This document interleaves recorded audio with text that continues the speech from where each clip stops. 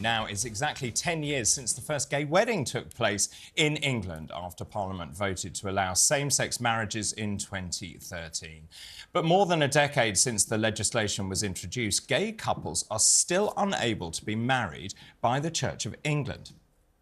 Well, it's despite the organisation voting last year to allow clergy to bless the unions of same-sex couples who'd had civil weddings or partnerships. It's complicated. Yeah. Joining us in the studio is Peter McGrath. He's one half of the first gay couple to be married in England, and Charlie Bell, a gay Anglican priest who hasn't been able to marry his partner as it's not allowed by the church.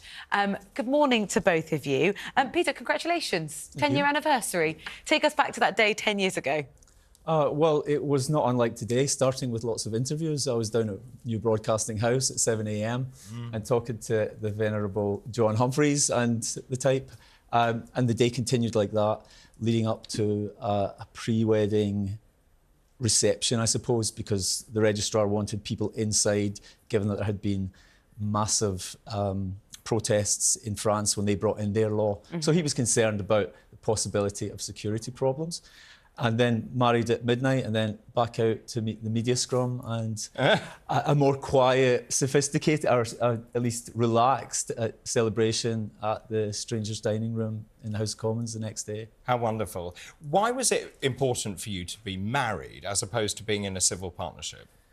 Well, that's an interesting question. We hadn't really thought about a civil partnership or marrying at all, I suppose. We'd been together for 17 years before this legislation was in place. We had children before this legislation was in place. And my history goes back to those early days of as a campaigner, I mean, of the AIDS epidemic, when it became apparent that the lack of any next of kin recognition or partnership rights was resulting, and also at the time, the extreme difficulty for gay men of getting a mortgage or life insurance. It meant that people were not on mortgages or tenancy agreements together. And then when bereaved in the middle of a stigmatised death, sometimes biological family would step in, seize the house, and the bereaved partner would be homeless and sometimes kept away from a funeral. So that was the genesis of it, for me anyway. And so it felt important as an LGBT activist to kind of seize that moment. We thought about well, my partner had asked me, actually, to marry him before marriage was an offer. And I said yes. And then we just didn't get round to it until Maria Miller announced the implementation of this law.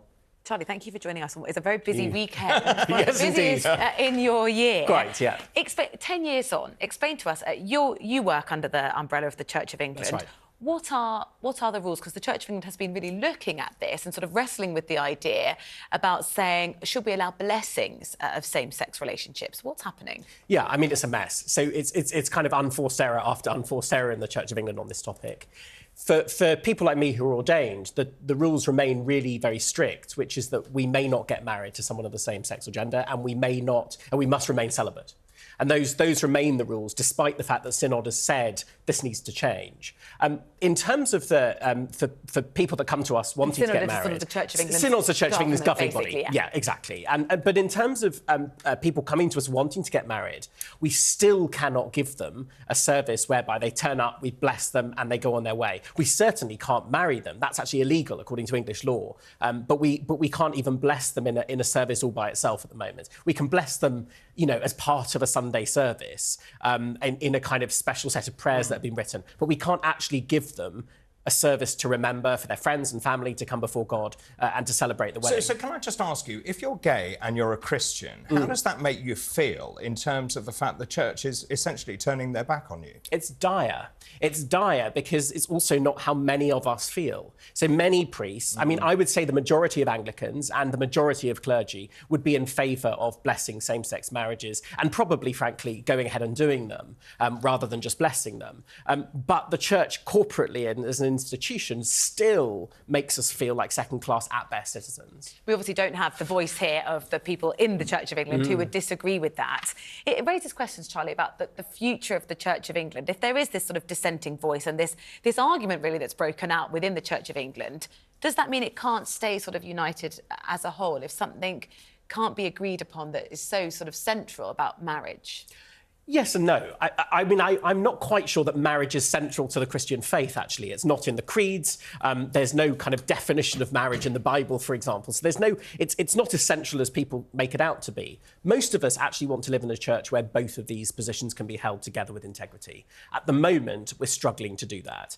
If we could find a place where we could have some Christians in the Church of England, for example, saying, yes, we will do it, and some saying, no, we won't, I don't see that would be a major problem. And Peter, just going back to something you mentioned as well, I was a doctor working on the wards, and I saw firsthand what happened when you had gay partners who were denied access to their loved ones because the law didn't entitle them, as you rightly say. Yeah. I mean, that was a shocking time. We've come a very long way. Would you like to see the church accept the way the rest of society has moved? Well, it seems that Justin Welby has a bit of a decision on his hands because obviously with his rather sincere apology for not offering blessings that was given at the start of last year, it seems like the pressure is on him not to be presiding over the Anglican communion falling apart.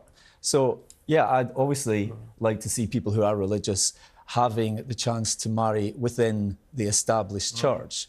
I have some problems with the idea that we have an established church and 26 bishops in the House of Lords, given that all of these things affect such things as us having state-funded faith schools, and then the children of gay men and lesbians, or young gay men and lesbians themselves, or gay kids, are not getting the sex and relationship education they might have done had the best local school and all local schools that are state-funded being available to them. We've only just sort of scratched the surface of this topic. Thank you both so much just for time. Peter, congratulations on your anniversary. Yeah, congratulations. Charlie, thank you for joining us today on a very busy Easter weekend. Yes, very many congratulations. All we've got time for. Well, so Jeremy, thank you so indeed, much. that's the